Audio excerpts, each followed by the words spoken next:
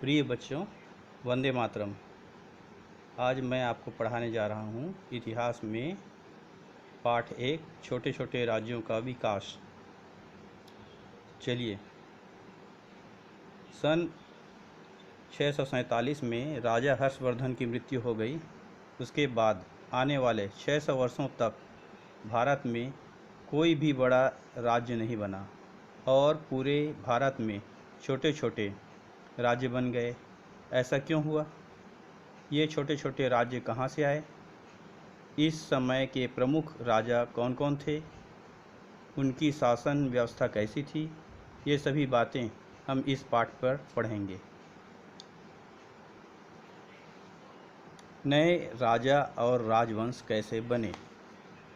सन 650 के आसपास के प्राप्त शिलालेखों और ताम्रपत्रों से पता चलता है कि इस समय भारत में कई शक्तिशाली राजा हुए, जिन्होंने अपने आसपास के इलाकों को जीतकर अपने राज्य में मिला लिया था।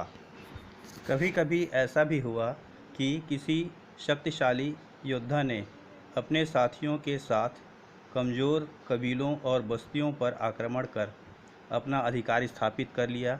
आगे चलकर उसने पूरे इलाकों से ब्राह्मणों, व्यापारियों और किसानों को बुलाकर वहां बसाया और खुद को वहां का राजा घोषित कर लिया। जबलपुर के निकट त्रिपुरी राज्य के कलचुरियों ने छत्तीसगढ़ में अपना शासन स्थापित किया। राजा और राज्य बनने के कुछ और भी तरीके थे, जैसे कुछ परिवारों ने जमीन के बड़े बड़े टुकड़ों पर अधिकार कर लिया। उन पर अच्छी फसल प्राप्त करने के लिए सिंचाई के नए साधन जैसे कुएं, तालाब, बावड़ी आदि बनवाए।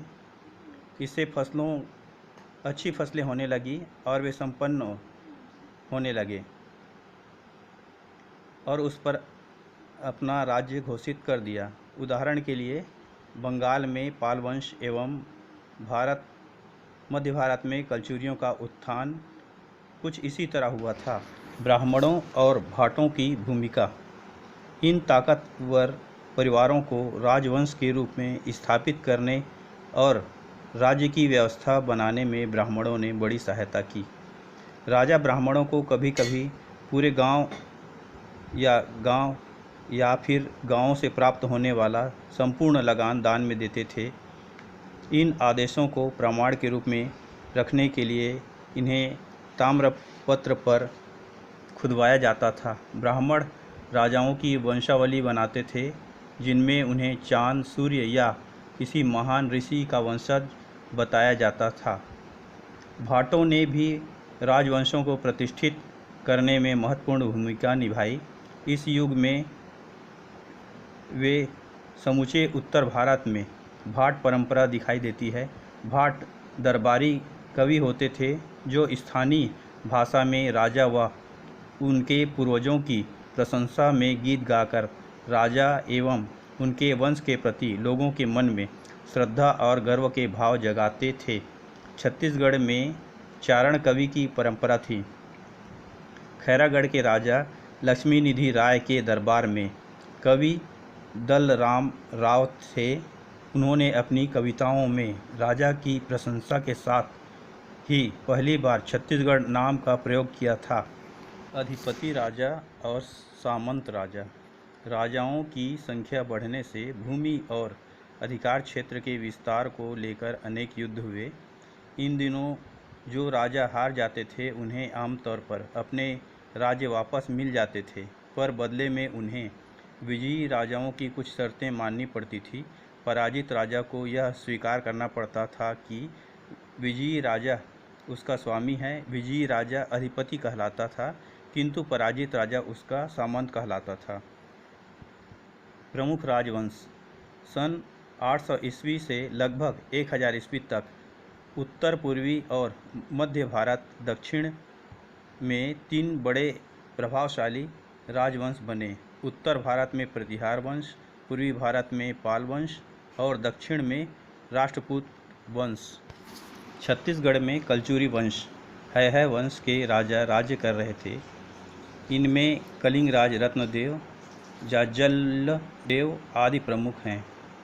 इसी वंश के रत्नदेव ने कोसल क्षेत्र में रतनपुर को राज्य की नई राजधानी बनाया। उन दिनों महाकोसल क्षेत्र में रतनपुर की बराबरी का कोई भी शहर नहीं था।